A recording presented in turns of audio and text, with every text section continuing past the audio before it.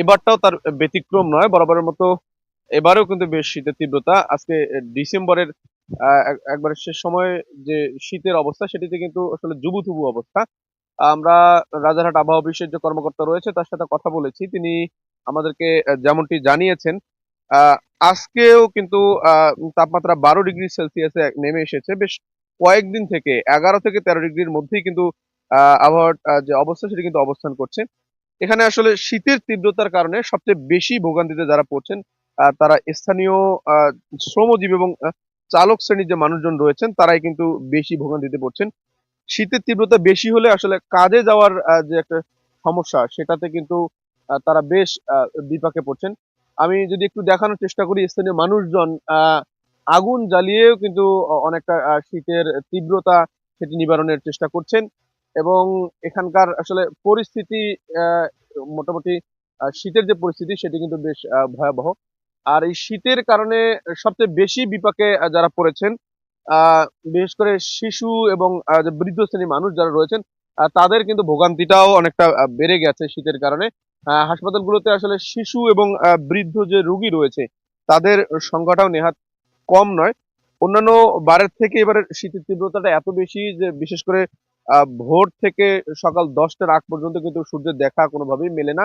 আর ঠিক সে সময়ে গাড়ি চালাতে গিয়ে চালকদের অনেকটা ভোগান্তি পোহাতে হয়। বিশেষ করে গাড়ির অবস্থান থেকে সামনে 10 হাত পরে কিন্তু কিছুই আর দেখা যায় না। লাইট জ্বালিয়েও অনেক চালক তারা কিন্তু সড়ক চেনার চেষ্টা করেন। তারপরেও এখন এখন পর্যন্ত কিন্তু কুড়িগ্রামে বেশ কয়েকটি শীতজনিত কারণে দুর্ঘটনার সংবাদও সেটা কিন্তু চোখে এসেছে। এছাড়াও শীতের যে তীব্রতা, সেই তীব্রতার কারণে এখানকার হতদরিদ্র মানুষজনও কিন্তু অনেকটা বিপদে পড়েছেন।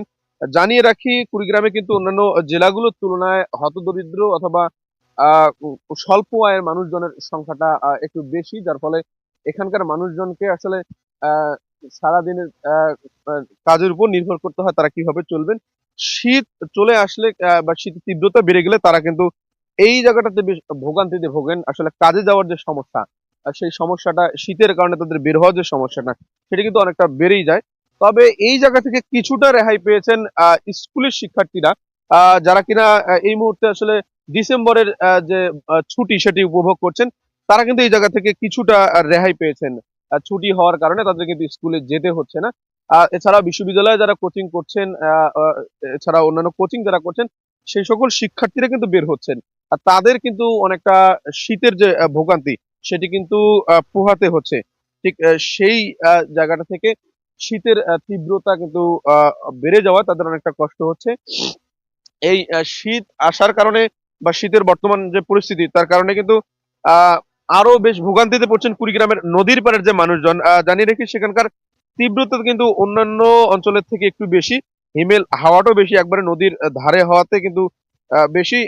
আমি সকালবেলা রাজারহাট আবহাওয়া অফিসের যে কর্মকর্তা রয়েছেন সুবল চন্দ্র, তার সাথে কথা বলে যেটি জানতে পেরেছি, বাতাসের গতিবেগ কিন্তু বর্তমানে 6 থেকে 8 কিলোমিটার হিমেল হাওয়া সেটি বইছে, এবং আর্দ্রতা বাতাসের সেটি কিন্তু 98% আর্দ্রতা বায়ুতে রয়েছে, যার ফলে শীতের যে তীব্রতা সেটি কিন্তু অনেকাংশ এবার একটু বেশি।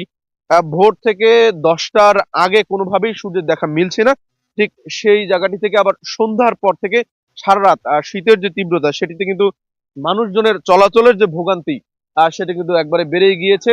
সব মিলিয়ে কুড়িগ্রামে শীতের বর্তমান পরিস্থিতি কিছুটা ভয়াবহ বলতে বলতে হয়। এখানকার শ্রমজীবী মানুষরা, এখানকার চলাচলকারী যাত্রী এবং চালকগণ তারা বেশ ভোগান্তিতে পড়েছেন। বেড়েছে হাসপাতালে শিশু এবং বৃদ্ধ রোগীর সংখ্যা। তো এই ছিল আমার কাছে কুড়িগ্রামের শীতের